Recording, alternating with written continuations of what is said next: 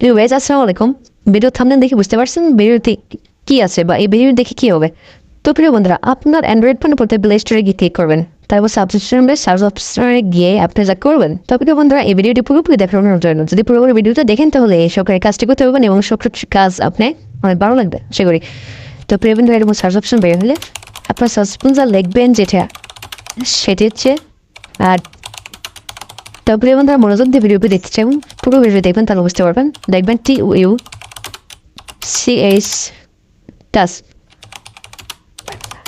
তারপর ALARM alarm, টাস alarm লিখে দেবো, এই সফটওয়্যারগুলো বেরোবে। তারপরে বন্ধুরা আমি যে সফটওয়্যারটি মার্ক করতেছি, দেখুন অনেকগুলো সফটওয়্যার বের হবে, তার মধ্যে যে মার্ক সফটওয়্যারটি এটা ওপেন করবেন। তো প্রিয় বন্ধুরা, এই সফটওয়্যার ইনস্টল আমার যেতে করা আছে, তো আমি ওপেন করবো সফটওয়্যারটি। ওপেন করার পর দেখুন এগুলো বেরোবে, এর ইন্টারফেস বেরোবে। এর ইন্টারফেস বেরোলে দেখবেন যেগুলো সব আপনার হচ্ছে এগুলো সব অ্যালার্ম।